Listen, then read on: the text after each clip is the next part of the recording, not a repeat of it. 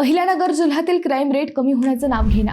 एका अल्पवयीन मुलीचे अपहरण करून तिला जंगलात 5 दिवस डांबून ठेवण्याचा प्रकार नुकताच उघड झालाय। शिवाय नुसतंच डांबून ठेवलं नाही तर तिघांनी या मुलीवर लैंगिक अत्याचारही केलाय।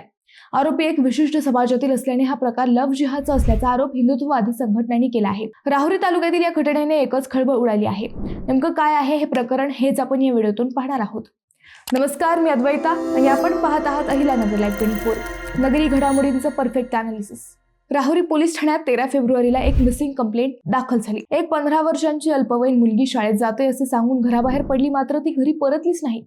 13 तारखेला सकाळी 9 वाजता घराबाहेर गेलेली ही मुलगी नेमकी कुठे गेली असेल हे पालकांना समजेना। मैत्रिणी, नातेवाईक, शाळा, कॉलेज असे सगळं तपासल्यावर अखेर पोलिसात गुन्हा दाखल करण्यात आला। पोलिसांना हे प्रकार नवे नव्हते। राहुरी पोलिसांनी ऑपरेशन मुस्कान अंतर्गत आतापर्यंत 105 मुलींचा शोध घेतला होता। अल्पवयीन मुली व महिला बेपत्ता होण्याचे प्रकार गेल्या 8-9 वर्षात प्रचंड वाढले होते। नगर जिल्ह्यात तब्बल 7 ते 8 हजार महिला व मुली बेपत्ता झाल्या होत्या।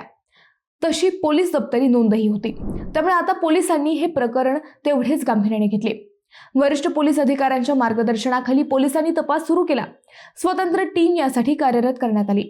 तांत्रिक विश्लेषण, मोबाईल लोकेशन ट्रॅकिंग आणि गोपनीय माहितीचा आधार घेण्यात आला। तपासादरम्यान पोलिसांना माहिती मिळाली की पीडितेला नाशिक-सुरत रोड लगत असलेल्या रामशेज किल्ला परिसरातील घनदाट जंगलात नेण्यात आलं आहे। पोलिसांनी या भागात शोध मोहीम राबवून अत्यंत कौशल्याने मुलीची सुटका केली। धक्कादायक बाब म्हणजे गेल्या 5 दिवसांपासून तिला या ठिकाणी डांबून ठेवून तिच्यावर अत्याचार करण्यात येत होते। 18 फेब्रुवारी 2026 रोजी रात्री उशिरा नाशिक-सुरत रोड लगत रामशेज किल्ल्यानजीकच्या जंगलातून तिची सुटका करण्यात आली।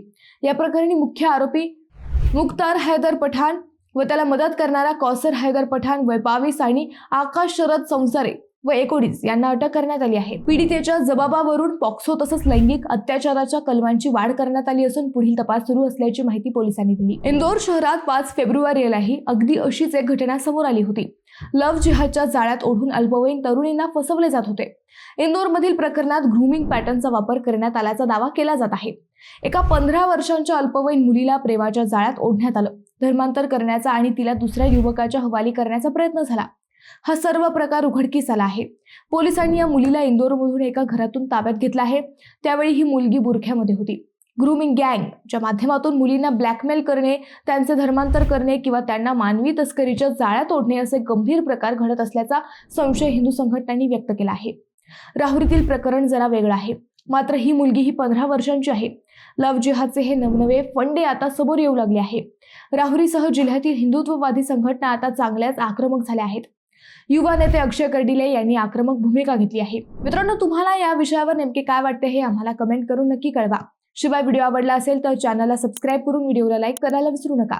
पुन्हा भेटू नव्या विषयावर, तोपर्यंत धन्यवाद।